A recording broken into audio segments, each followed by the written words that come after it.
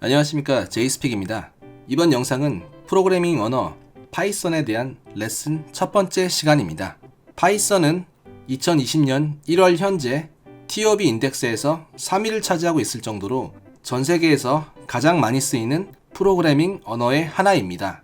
파이썬은 GUI 프로그래밍, 웹 프로그래밍, 데이터베이스, 사물 인터넷, 머신 러닝 등 다양한 분야의 사용량이 계속 증가하고 있습니다. 그리고 배우기가 쉽기 때문에 프로그래밍 입문자들에게 교육용으로도 많이 사용되고 있습니다. 그래서 파이썬을 공부하기 위한 수많은 교재와 책들이 출간되어 있고 전문 교육기관들도 많이 있습니다. 또 온라인에 굉장히 많은 자료들과 무료 강의가 있고 Q&A 포럼 등에서 수많은 질의와 답변들이 공유되고 있습니다. 초보자들이 하나씩 찾아가며 배우기에 아주 좋은 환경입니다. 다만 영어 자료가 압도적으로 많기 때문에 필요하면 브라우저의 번역 기능을 적절히 사용하시면 좋을 것 같습니다. 이 채널의 파이썬 레슨은 주로 인터넷 웹사이트의 자료들을 참고해서 진행할 것입니다. 독학을 시작하는 프로그래밍 입문자 입장에서는 자료가 많기 때문에 좋을 수도 있지만 오히려 교재를 잘 선택하는 것이 더 어려울 수도 있을 것 같습니다. 각자 자기의 스타일에 잘 맞는 강의, 책,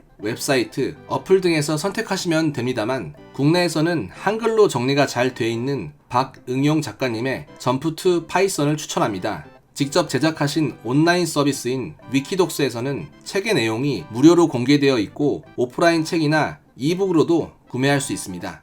해외 강의 사이트로는 유데미에서 수천 개의 영어 강의를 매우 저렴한 가격에 들을 수가 있습니다. 영어가 어려우신 분들이 들을 수 있는 한글 강의도 있습니다. 그 밖에 모바일 앱으로도 정말 많은 자료가 있으니 참고하시면 좋겠습니다. 그럼 파이썬 레슨 첫 시간을 시작하겠습니다. 파이썬에는 예약어가 있습니다. 예약어는 말 그대로 파이썬이 예약한 단어입니다. 프로그래밍을 시작하면 바로 변수나 상수, 식별자를 만드는 것부터 시작하죠. 그 변수나 상수의 예약어를 사용할 수가 없습니다. 파이썬 3.7 버전에서 33개의 예약어가 있습니다. 예를 들어서 글로벌이라는 단어는 파이썬 시스템에 의해서 예약이 되어 있기 때문에 이 단어를 다른 식별자로 사용할 수가 없는 것입니다. 파이썬에서 한번 실행을 해보겠습니다. 이 콘솔 창은 인터랙티브 인터프리터라고 사용자와 상호작용하는 번역기입니다. 글로벌이라는 예약어가 있습니다. 우리가 코딩을 시작하면서 어떤 변수의 이름을 지어줍니다. 예를 들어서 넘버라는 식별자를 만들고 10이라는 숫자를 할당해 보겠습니다. 넘버에는 10이라는 숫자가 저장됩니다. 헬로 월드 할 때 썼던 프린트 문이죠. 프린트 함수는 모니터에 문자나 숫자를 출력하는 함수입니다. 콘솔에서는 그냥 넘버라고만 쳐도 확인이 됩니다. 이렇게 바로바로 변수에 저장된 값을 볼 수 있다는 것이 이 파이썬 콘솔 창의 장점입니다. 자, 이제 예약으로 돌아가서 글로벌이라는 단어에다가 값을 할당해 보겠습니다. 20을 해보겠습니다. 에러가 나죠. 신텍스 에러, 문법 에러입니다. 문법이 틀렸다는 내용인데요. 글로벌에는 값을 할당할 수가 없습니다. 글로벌이라는 단어를 이미 파이썬 자신이 쓰겠다고 사용자보다 먼저 예약을 한 단어라는 것입니다. 그래서 이 사용자는 글로벌 말고 다른 단어를 쓰면 됩니다. 이렇게 에러가 나죠. 글로벌 말고 다른 단어를 쓰면은 정상적으로 할당이 됩니다. 그래서 그 단어는 피하라는 것입니다. 이 글로벌이라는 것은 파이썬에서 어떤 목적으로 사용할 것을 미리 정해놨기 때문에 이 단어를 피하라는 것입니다. 파이썬에는 그러한 단어가 3.7 버전에서 33개라고 되어 있습니다. 버전이 업데이트되면은 더 추가될 수도 있고 이렇게 수정될 가능성이 있습니다. 예약어가 33개가 나와 있습니다. 이 33개가 다 어떤 목적을 갖고 있습니다. 입문 단계에서 이 목적들을 다 알 수는 없죠. 여기서는 예약어로 지정된 단어들은 식별자로 사용할 수가 없다. 그것을 알면 됩니다. 파이썬이 예약한 단어들은 사용자가 사용할 수 없다는 것을 알면 되겠습니다. 또 한 가지는 소문자와 대문자를 구별한다는 것입니다. 예약어 true가 있습니다. 대문자 true와 소문자와 대문자를 합친 true. 똑같은 알파벳이지만은 같지 않습니다. 이 세 가지는 각기 다른 단어로 식별됩니다. 자, 그럼 예약어는 사용할 수 없으니까 자신만의 식별자를 만들어야겠죠. 우선 식별자가 무엇이냐? 식별자는 변수, 상수, 클래스, 함수 등 프로그래머가 객체를 참조를 위한 이름을 짓는 것입니다. 쉽게 말해서 프로그래머가 자신의 프로그램을 쓰는데 자신만의 식별자를 만드는 것입니다. 이렇게 얘기하면 아직 변수나 상수, 클래스 이런 것들을 배우지 않은 상태에서는 좀 막연하다는 생각이 들 수도 있습니다. 게임 소프트웨어를 한번 생각해 보겠습니다. 우리가 자주 하는 게임의 캐릭터라고 생각을 해보겠습니다. 네, 이 몬스터가 있습니다. 그러면 몬스터에 대해서 첫 번째 이름을 지어줘야 됩니다. 네임이라는 말에 몬스터 1이라고 이름을 지어줬습니다. 그리고 체력 HP를 설정합니다. 체력이 30이다. 그리고 공격력 AP 5다. 이런 식으로 이 게임 캐릭터의 속성이 만들어져 나갑니다. 그런데 이 캐릭터 하나가 아니라 여러 개의 캐릭터가 있기 때문에 이것들을 구분해주는 것들이 필요합니다. 여기서 식별자는 네임이 되고 여기에 저장된 몬스터라는 문자열로 이름을 지어주는 것입니다. 또 HP는 체력, 그리고 체력인 HP가 식별자가 되고 30이라는 값이 할당되는 것입니다. 마찬가지로 식별자가 AP이고 값이 5가 할당됩니다. 변수, 상수, 클래스 등으로 식별자를 만들어서 캐릭터를 창조하는 것입니다.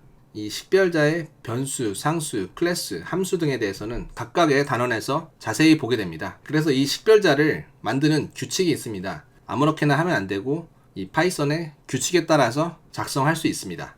첫 번째, 영문 소문자, 대문자의 조합으로 사용 가능합니다. 소문자 A to Z, 대문자 A to Z.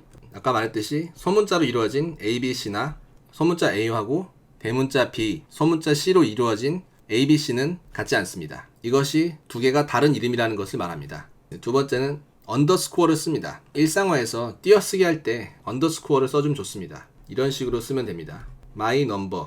원래 여기 띄는데 이렇게 붙여서 쓰기도 하고 이렇게 언더스코어를 쓰기도 합니다. 세 번째는 숫자도 조합이 가능합니다. 근데 첫 글자에는 올 수 없습니다. my number 앞에 1을 붙이면은 쓸 수가 없습니다. 중간에 넣거나 끝에 넣거나 my 1 number 이런 식으로 앞에만 안 나오면 됩니다. 네 번째는 띄어쓰는 게 없습니다. my 하고 한 칸 띄고 number 했을 때 이것 자체가 벌써 분리가 돼버립니다. 이걸 하나로 인식할 수가 없습니다. 다섯 번째는 느낌표나 at이나 우물정자, 달러 표시, 괄호 이런 것들 다 특수문자는 사용할 수 없습니다. 이런 특수문자들은 식별자에다 사용할 수 없습니다.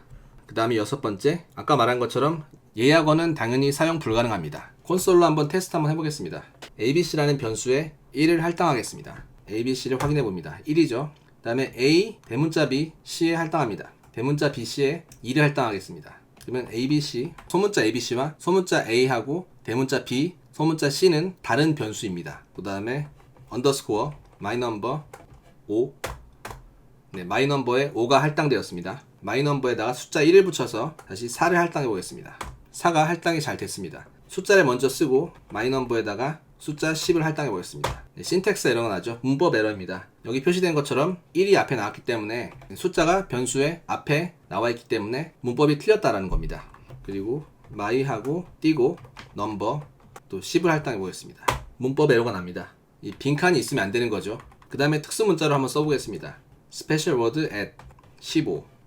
네, 문법 에러가 나옵니다. at을 빼고 정상적으로 할당이 됩니다. 네, 아까 봤듯이 예약어에는 값이 할당되지 않습니다. 네, 다 에러가 나죠. 그 단어를 쓰고 싶으면은 이렇게 언더스코어나 다른 것들을 추가해서 할당하시면 됩니다. 네, 정상적으로 할당이 되었습니다. 이번 영상에서는 파이썬의 간단한 개요와 예약어, 식별자를 만드는 규칙까지 알아봤습니다. 근데 파이썬이 프로그래밍을 학습하는 사람 입장에서 좋은 것이 바로바로 그 결과값을 알 수가 있습니다. 콘솔에서 몇 마디 단어만 입력하면은 바로바로 그 결과를 확인할 수가 있습니다. 무엇이 문법적인 오류가 있는지 그 에러 메시지도 바로바로 확인할 수 있고 학습하는 입장에서 굉장히 빠르게 배울 수 있는 언어라고 생각합니다. 많은 분들이 이 프로그래밍 언어를 배우는 데는 직접 해보는 것이 제일 중요하다라고 말씀을 하시는데 저도 그렇게 생각하고 있습니다. 일단 동작 원리를 내가 체감적으로 느끼기 위해서는 바로바로 짧은 코드라도 작성해서 테스트를 해보는 것이 체감하며 배우는 것들이 중요하다고 생각합니다. 자, 그럼 레슨 1은 마무리하겠습니다. 공부하느라 수고 많으셨습니다. 저는 다음 영상에 더 좋은 내용으로 찾아뵙겠습니다. 감사합니다.